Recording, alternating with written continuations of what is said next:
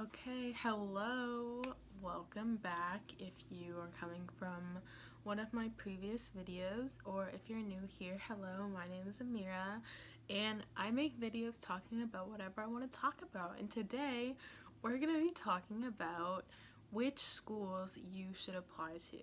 If you're a junior right now, this is not the most ideal time to be thinking about which schools you want to apply to, considering, I don't know, maybe you haven't been in school for like 2 months or something like that. But a huge part of deciding where I wanted to apply to schools was visiting a ton of colleges, universities, and getting a feel for what I wanted out of a school or a university that I was going to go to. And with Miss Rona out here running amok, it's very difficult to visit schools, considering most of them are not even in operation right now. So I'm going to just give you the rundown on the schools that I visited and also give you some factors to consider when deciding which schools you want to apply to. So with that, let's get into the video. I'm also going to be doing my makeup because I'm bored and I feel like it. So yeah, let's start off with personal things that are personal to you. If you're watching this video, you probably already know this, but just in case you don't, you should have a range of schools that you apply to with safety, match schools, and reach schools. So for me, I applied to a total of 12 schools, 4 of which were safeties, which were Howard University, University of Oregon, University of San Francisco, and University of Portland. 2 match schools, which were American University and Boston University.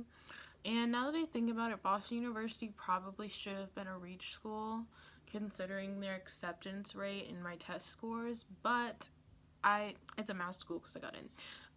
And the 6 reach schools that I applied to were Vanderbilt, University of Chicago, Barnard, Brown University, Harvard, and Princeton. Yeah, so those are my reach schools. Out of the 6 reach schools that I applied to, I was rejected from 2 of them, which were Harvard and Princeton, and waitlisted at Vanderbilt, which overall I think is pretty good. Reach school implies that it's a reach to get in the first place, so I was pretty happy with my results overall. And yeah, so when it comes to safeties are basically schools that you know that you'll get into, and that's not to sound cocky or conceited, but with certain schools, if you have a certain GPA and test scores, there's kind of a guarantee that you'll get in. For example, University of Oregon on their website says if you have a C or higher in these classes, you will get in. So I was just kind of like, okay, I'll probably get into U of O. Same with the other schools that I mentioned. And so with that, you should have at least 2 schools that you know that you'll get into, just in case, worst case scenario, you don't get into any of your reach or match schools. You don't want to be stuck in a situation where you either don't get into any schools or you get into a school and you can't afford it. Because usually with safety schools, not only will you get in, but they'll give you pretty good scholarships, financial aid, merit aid, what have you. The next thing that's personal to you is your location, how far away from home it is. So for me, I knew that I wanted to go to the East Coast, which is why the majority of the schools that I applied to that were reach were on the East Coast. In fact, I think all of my reach schools except for Howard were on the East Coast. Oh, and U Chicago. So with that, you should consider, do you want to be able to go home on the weekends? Do you have family in that area? Or do you want to be 3,000 miles apart and come home for Christmas and Thanksgiving? So that is really up to you and what you want. Also, something to consider is weather. Weather was really important to me. I have seasonal affective disorder, so I wasn't trying to go somewhere where it's cold and gloomy all the time, even though I was going to the East Coast. That's another topic. But yeah, so that's something else to consider is, will you have a support system where you're going? For me, I'm going to DC, but I have family in Virginia and New York, which was a huge factor in considering where I was going to apply. Was if I'm going to be moving across country, I should have some type of safety net, you know?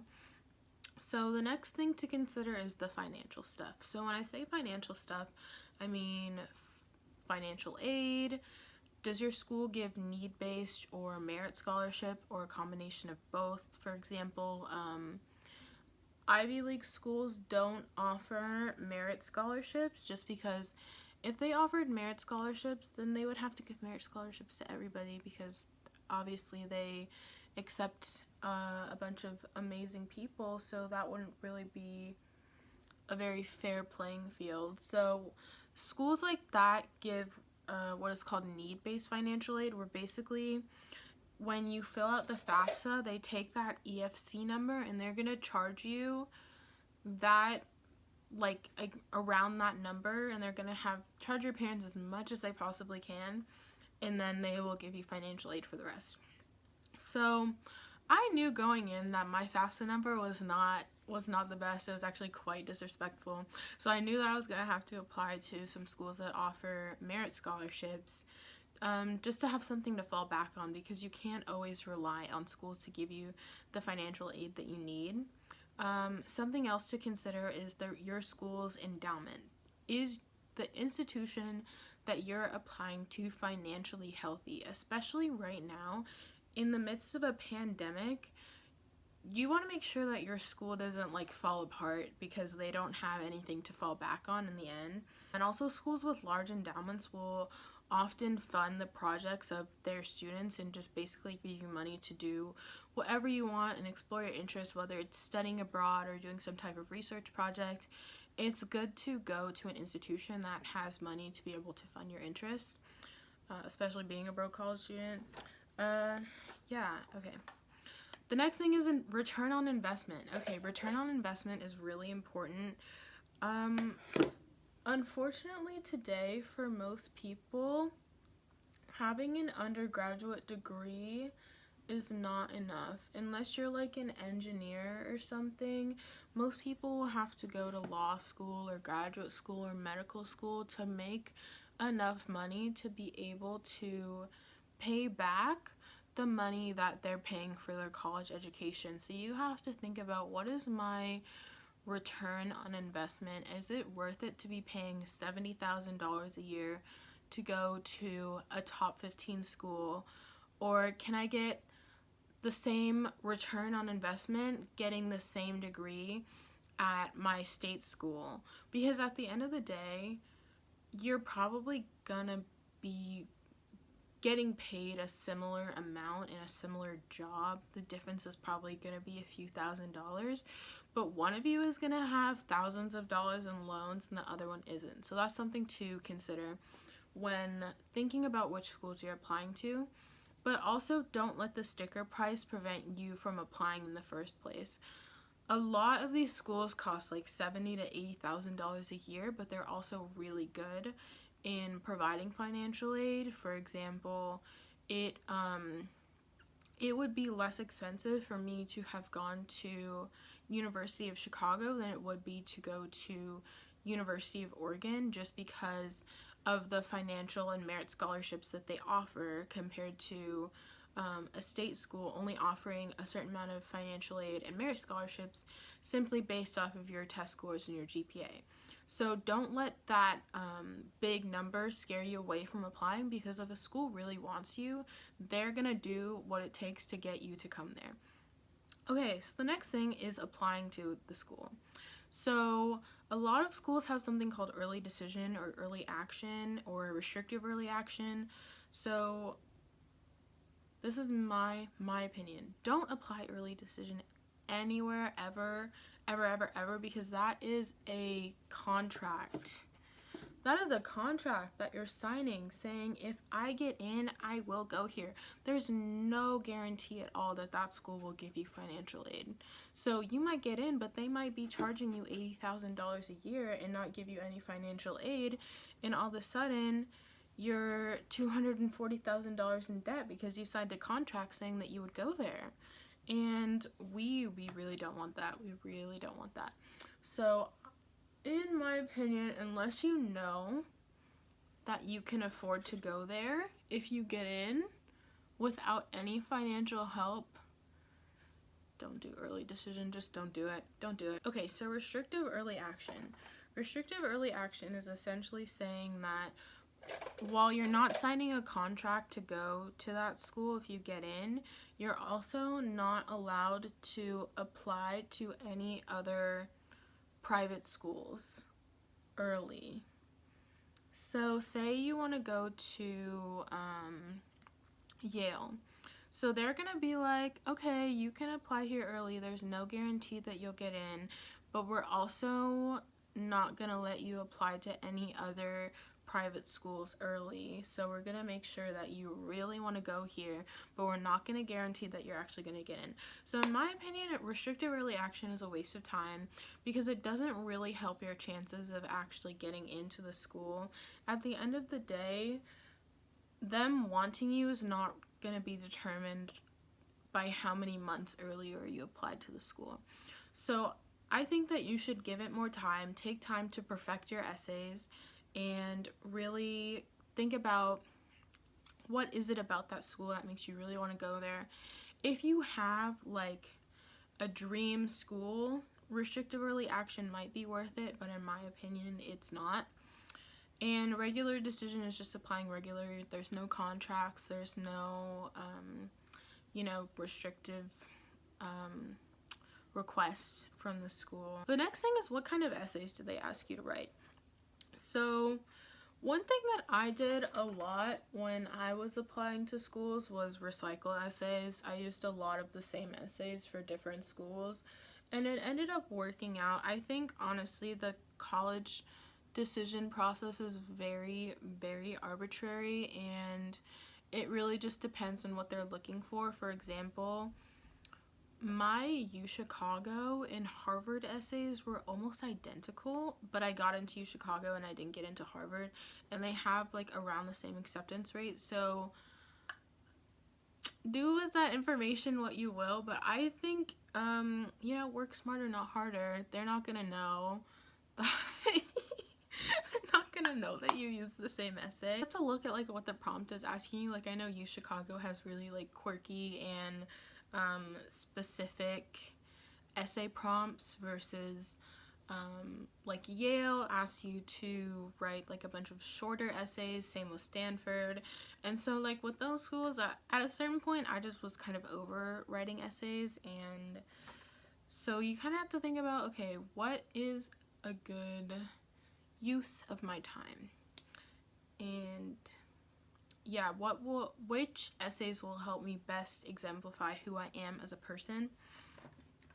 So yeah, that's another thing to think about. Okay. The school itself. Okay. The school itself. So this is in relation to campus community, sports, clubs, different traditions that they have. Just overall how that the college experience is going to be unique to like that specific school. Like, I know, oh, this lighting is weird. So I know like UChicago has some pretty cool traditions.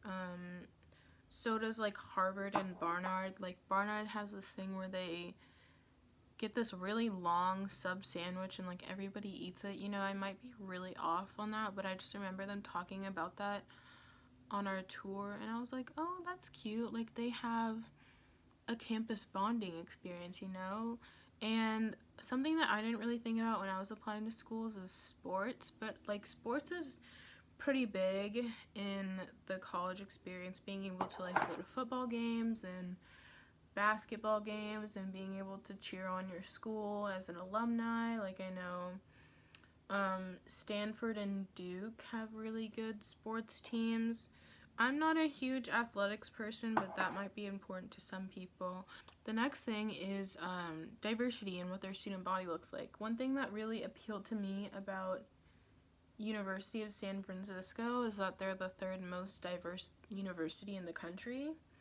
So I was like, heck yeah, I want to apply there. I want to be able to meet people with different experiences from my own. I don't just want to go to a college where everybody is like me. That would be so boring.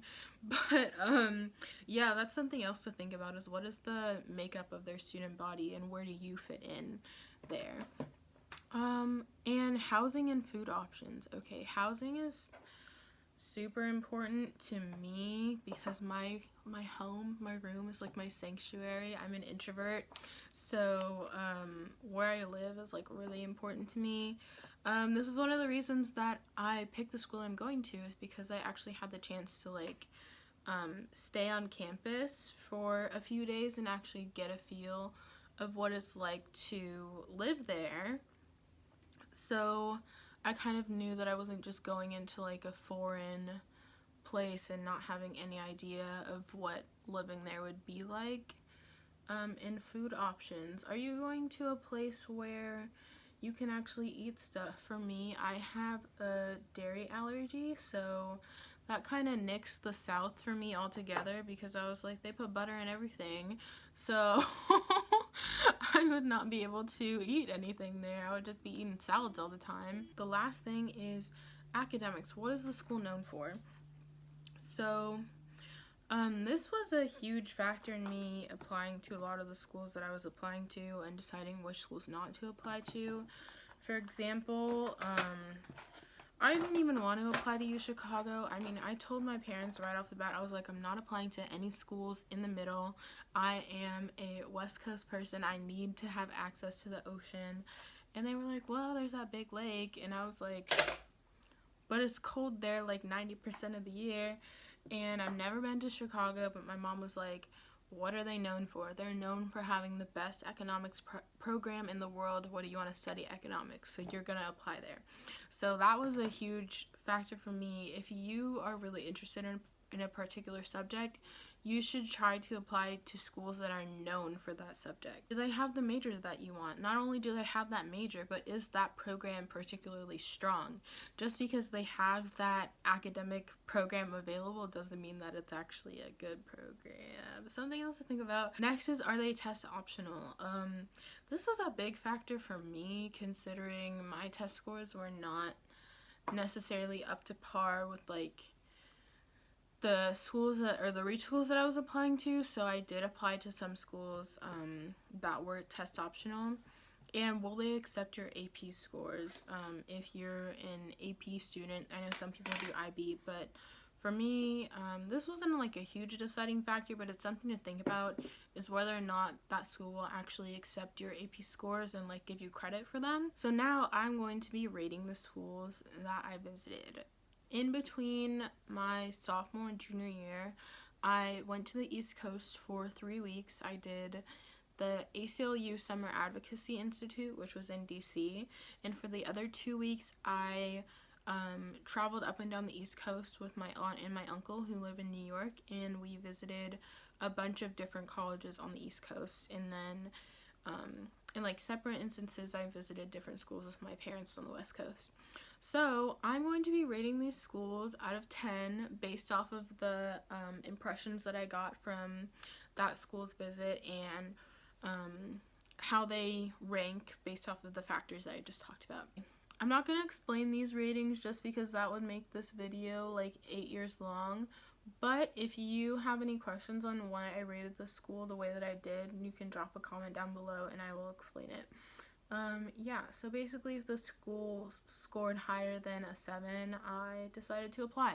Okay, St. John's University. This is in Queens, New York City. I rated this school a 5 out of 10. Fordham, 5 out of 10. Columbia, 6.5 out of 10. Barnard, 8.5 out of 10. NYU, 6 out of 10. Okay, now we're going to DC. Howard, I rate this school a 7 out of 10. American, 8.75 out of 10. GW, I rate this school a 5.5 out of 10. Georgetown, I rated a 5 out of 10. Now we're going to Boston. Tufts, I give this school a 4.5 out of 10. MIT, a 6 out of 10. Harvard gets a 7 out of 10. Boston University gets an 8 out of 10. Other schools, not in a particular area, Princeton gets a 9 out of 10. Brown gets a 9 out of 10. Hampton gets a 2 out of 10.